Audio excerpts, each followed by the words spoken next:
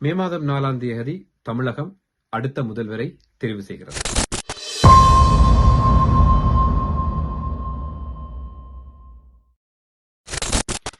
இது தமிழகத்தின் அரசியலின் அடுத்த அத்தியாயமாக கூட அமைவதற்கான வாய்ப்புகள் இருக்கிறது.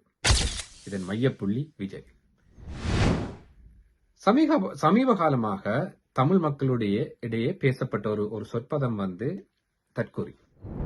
அதாவது விஜய்க்கு வாக்களிப்பவர்கள் அனைவரும் தற்கொலைகள். அதேவேளை இன்னும் 2 தொகுதிகள் வாக்கு இருக்கிறது. ஒன்று திராவிட கட்சிகளுக்கான வாக்கு, இன்னொன்று சீமான் நாம் தமிழருக்கான வாக்கு. நாம் தமிழருடைய வாக்குகள் அவர்கள் நீண்ட காலமாக ஒரு தத்துவத்தை, ஒரு சித்தாந்தத்தை, ஒரு அரசியலை மையப்படுத்தி அவர் ஒரு நீண்ட பயணத்தை மேற்கொள்கிறார். தமிழகத்தில் அவர் கூறுகின்ற வசனங்களுக்கான வலிமை இருந்து கொண்டிருக்கிறது. 2 திராவிட கட்சிகளையும் பார்த்தால் அவர்களுக்கு ஒரு 75 வருட, 50 வருட, 75 வருட அரசியல் வரலாறு இருக்கிறது. பெரியாரை மையப்படுத்தி அவர்கள் அரசியலை ஆரம்பிக்கிறார்கள். மற்றது ஒரு தனி மனிதர், ஹீரோ வர்ஷிப். அவருக்காக, அவர் சொல்வதற்காக, அவரை முதல்வராக்குவதற்காக ஒரு கட்சி, அந்த கட்சியினுடைய தலைவர் விஜய். இப்ப சோசியல் மீடியாவில் எல்லாத்திலையும் பார்த்தா இந்த விஜய்க்கு வாக்களித்தவர்கள் பகிரங்கமாக சொல்கிறார்கள். ஏராளமான ஏளனங்கள், அவர்கள் தற்கொலைகள், அவர்களுக்கு அரசியல் புரிதல் இல்லை, இவ்வாறு பல விஷயங்களை சொன்னாலுமே அவர்கள் சோசியல் மீடியாவில் தங்களை துணிந்து நாங்கள் விஜய்க்கு வாக்களித்தோம். இளைஞர்கள் மட்டுமல்ல, வயது போன மூதாட்டிகள், பொக்கவாயோடு இந்த விசை என்று சொல்கிற அந்த சொற்கள் எல்லாம் ரொம்ப அழகா இருக்குது. இது சரியா தவறான்றது பார்க்க ரசிக்கக்கூடிய மாதிரி இருக்கு. நடுவில் நாம சொன்னமே சித்தாந்தம், ஆய்வு, அரசியல் என்ற சீமானுக்கு விழுகின்ற வாக்குகள், இங்காலே விஜய்க்கு விழுகின்ற வாக்கு. நடுவிலே இருக்கக்கூடிய வாக்குகள், அவர்கள் அறிஞர்கள், அவர்கள் 50 வருஷமாக அரசியல் மயப்படுத்தப்பட்டவர்கள், அவர்கள் திராவிட சித்தாந்தத்தில் ஊறியவர்கள். அவர்கள் கொடுக்கின்ற வாக்குகளால் தான் தமிழகம் நீங்கள் ஊபியை பாருங்கள், மாப்பியை பாருங்கள், அப்படி தமிழகத்திற்கு பக்கத்தில் அங்காலே இருக்கக்கூடிய அத்தனை மாவட்டங்கள் இருந்தும் தமிழகம் முன்னுக்கு இருப்பதற்கான காரணங்கள் தான் அந்த அறிஞர்களுடைய வாக்கு.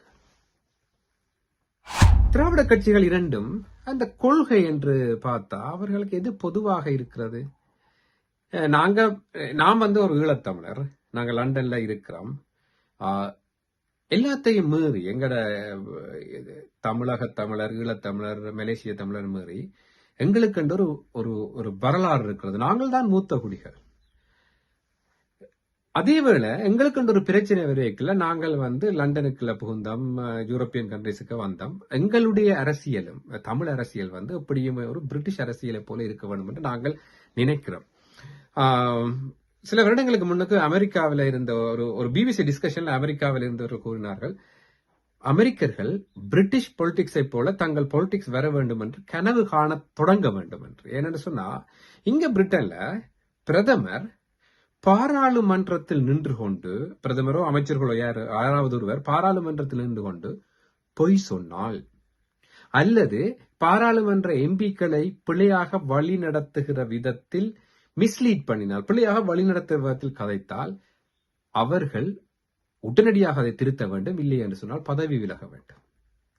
இது பலருக்கு நடந்திருக்கிறது. ஈவன் போரிஸ் ஜோன்சனுக்கு இதுதான் நடந்தது. அவர் பிழையாக பாராளுமன்றத்தை வழி நடத்தினார், அல்லது பாராளுமன்றத்துக்கு பொய் சொன்னார். ஊழலை பற்றி எல்லாம் நீங்க பேசவே வேண்டாம். அங்க ஊழல் கேஸ ஒரு ஜட்ஜ் எடுத்துட்டாருண்டா அவர் அந்த பர்டிகுலர் நபருடைய அரசியல் வாழ்க்கை முடிஞ்சது. ஆனா இந்தியாவில் அப்படி இல்லை, மற்ற நாடுகள் அப்படி இல்லை, எங்க நாடுகள் அப்படி இல்லை. ஈவன் சுப்ரீம் கோர்ட் தண்டிச்சா கூட நாங்கள் மக்கள் அதை கவனிச்சு கொள்றோம். ஏன்னா அந்த நீதிமன்றங்கள் மீது நம்பிக்கை இல்லை. அதான் முக்கிய காரணம். நாங்க அதை மன்னிச்சு விட்டுட்டோம். இப்ப இந்த நடுவில் இருக்கிற, நான் சொன்னேன், தற்கொலைகள் இருக்கிறார்கள், விஜய்க்கு வாக்களிப்பவர்கள், அறிவாளிகள் அல்லது ஆய்வாளர்கள் சீமானுக்கு வாக்களிக்கிறார்கள், இந்த அறிஞர்கள் இருக்கிறார்கள் நடுவிலே, திராவிட கட்சிகளுக்கு வாக்களிப்பவர்கள்.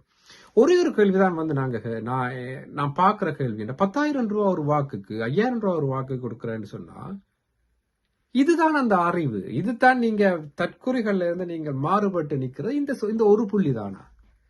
இது ஒரு புள்ளி. இப்ப இன்னொரு விஷயம், ஊழல் இஸ் ஓகே. ஊழல் வந்து is a part of Tamil culture. அதாவது வந்து திராவிட கல்ச்சர் அல்ல தமிழ் கல்ச்சர், தமிழகம், அங்கால மற்ற இடங்கள், இப்ப இலங்கை எல்லா இடம் வந்து ஊழல் ஒரு பார்ட். அதை நாங்க அக்செப்ட் பண்ணியாச்சு. அரசியல்வாதி என்றால் ஊழல் செய்வார்கள், அதிகாரிகள் என்றால் ஊழல் செய்வார்கள். அடுத்தது திருமதி விஜயகாந்த் ஒரு விஷயத்தை சொன்னார். இந்த ஆட்சியில் என்ன குறை சொல்லுவீங்க? பாலியல் வன்கொடுமை அல்லது போதை கலாச்சாரம், ரெண்டு தான் பிரச்சனை. அப்ப அதுவும் நார்மல். இனி ரெண்டு தான் பிரச்சனை. உங்களுக்கு என்ன, தமிழகத்துல வந்து ஒன்று ஊழல், ரெண்டாவது பாலியல் வன்கொடுமை, மூன்றாவது போதை, இதான் பிரச்சனை. சரி, நாங்க வாக்களிப்போம். அந்த அறிஞர்கள் எல்லோரும் இந்த நடுவில் இருக்கக்கூடிய இந்த ஊழல், போதை, பாலியல் வன்கொடுமைகளை கண்டுகொள்ளாத ஒரு அரசுக்கு வாக்களிக்க போகிறார்கள். இதை பற்றியெல்லாம் நாங்க கதைக்க வழிகிட்டு இதை நாங்க இன்னொரு தளத்துக்கு கொண்டு போகலாம் என்றதான் நாம பாக்குறோம். இது எப்படி வந்து இங்கே அவர்கள் மீறி வந்தார்கள் என்றால், சமூக நீதிக்கு நாங்க வந்து பிரிட்டனை பொறுத்துள்ள சிறுபான்மையினர், நாங்க சிறுபான்மையினர் இல்ல, வந்தேறு குடிகள். இங்கிலீஷ் மக்கள் இங்க பெரும்பான்மையா இருக்கணும், அப்புறம் ஸ்காட்டிஷ், வேல்ஸ் ஆக்கள்லாம் அந்த சிறுபான்மை. ஆனா அவர்கள் தேசிய இனங்களாக தங்களை கொண்டார்கள். ஆனா நாங்க வந்து இங்க தப்பி பிழைக்கிறதுக்கு, ஈவன் இந்தியர்ல ஒரு ஆள் வந்து பிரிட்டிஷ் பிரைம் மினிஸ்டரா கூட வந்துட்டார். இந்தியர்கள் இப்ப மற்ற மொழிகள் வந்து வர்றதுக்கு இந்த நாங்க சமூக நீதி என்று ஒரு பாயிண்ட கதைக்கிறோமே, அந்த நீதி என்றது வந்துதான் முக்கியமா இருக்குது. இங்க பிரிட்டன்ல வந்து அந்த அளவு நீதித்துறை ஏதாவது ஒரு பிரச்சனையில நீதி விசாரணை என்று அறிவித்து விட்டால் மக்கள் அடங்கி விடுவார்கள். அதாவது மக்கள் ஏற்றுக்கொண்டு. ஏன்னா இங்கே வந்து இருக்கிற ஜட்ஜ் ஒவ்வொருவரும் தங்களை ஒரு அரசனாக அல்லது அரசியின் பிரதிநிதியாக யோசிக்கிறார்கள். நீதித்துறை அவ்வாறுதான் இயங்கிக் கொண்டிருக்கிறது. அப்ப அந்த விஷயத்துல வந்து நாங்கள் அப்படியான ஒரு வாழ்க்கையை பிரிட்டன் போன்ற நாடுகளை வாழ்ந்து கொண்டிருக்க எங்கட மக்களும் அதை நோக்கி வாழ்வதற்கு நாங்கள் அதை நோக்கி பயணமாக இருக்கோம். சரி, இன்னும் ஒரு சில மணித்தியாலங்கள், ஒரு சில நேரங்களில் விஜயனுடைய எதிர்காலம் அடுத்த 5 வருடத்துக்குரிய எதிர்காலம் சொல்லப்பட போகிறது. கருத்து கணிப்புகள் என்ற பெயரில் தமிழகத்தில் வந்து மிகப்பெரிய குழப்பத்தை ஏற்படுத்துகிறார்கள். இது கருத்து கணிப்பு அமெரிக்காவில் டோட்டலா பிளவிட்ட கருத்து கணிப்புகள் வந்திருக்கிறது. டொனால்ட் ட்ரம்ப் வெல்ல மாட்டார் என்று பலர் சொன்னார்கள், ஆனால் வந்து விட்டார். பிரிட்டனை பொறுத்தவரை கருத்து கணிப்புக்கு சரியான மதிப்பு இருக்குது. என்னன்னு சொன்னா, அதை வந்து ஒரு கருத்து கணிப்பு அவங்க இந்த ஜூகவ் ஒரு நடத்துற ஒரு சில பேர் 2-3 பேர் நடத்துவார்கள். அவர்கள் பிழை விட்டு விட்டா, ஒரு நிறுவனம் பிழை விட்டுட்டா அந்த நிறுவனத்திலே அதை செய்து அவ்வளவு பேரும் நீங்க விடணும். இங்க வந்து அந்த 2வது சான்ஸ் எல்லாம் இல்ல. நீங்க கேர்ஃபுல்லா செய்யணும், கேர்ஃபுல்லா ப்ரெடிக்ட் பண்ணணும், முடிஞ்சு போச்சு கதை. ஆனா இங்க இந்தியாவில பார்த்தா அதை பேர் லேர்னிங் தொடங்குகிறார்கள். பல கோடி வியாபாரம் அந்த கருத்து கணிப்புகள். அதுல வந்து ஒரே ஒரு கருத்து கணிப்பு வந்து விஜயே வெல்லுவார் என்று சொல்லப்படுகிறது. மற்றது வந்து திமுக அது வந்து அவர்கள் தங்களுக்கு ஏற்ற மாதிரி பிரித்து கொடுத்திருக்கிறார்கள். இதுல என்ன ஒரு விஷயம் இருக்குன்றா, விஜய் வென்று விட்டால், ஒருவேளை மார்ஜினலா பார்த்து வென்றுட்டா விஜயை சுற்றின ஆட்டம் தொடங்கும். அங்கால வந்து இருக்கிற ஒவ்வொன்றும் சிங்கங்கள், ஒவ்வொன்றும் பலம் பொருந்தியவர்கள். ஒரு பக்கம் பிஜேபி, ஒரு பக்கம் திமுக, ஒரு பக்கம் அதிமுக. நடுவில் நின்று விஜய் சில வேளைகளில் திக்கி திணறுவார். அதே வேளை விஜய் ஆட்சி அமைக்காவிட்டால் விஜயினுடைய ஆட்டம் இனி வேறு கொண்டிருக்கும். ஏனென்றால் முதலாவது தேர்தல் 2-3 வருடங்கள் அவர் ஒரு பலமான அடித்தளத்தை போட்டுவிட்டார். நல்ல வாக்கு சதவீதம் இருக்கும், எல்லோரும் வாக்களித்தார்கள். விஜய்க்காக ஓவரா இந்தூசியாசமா இது பண்ணின இளைஞர்கள் 15, 16, 17 வயசுல இருக்கிறவர்கள் எல்லாரும் மேலே வந்து விடுவார்கள். 31 விஜய்க்கான காலமாக இருக்கும். இப்ப சொல்லுங்க, யாரு தற்கொலை?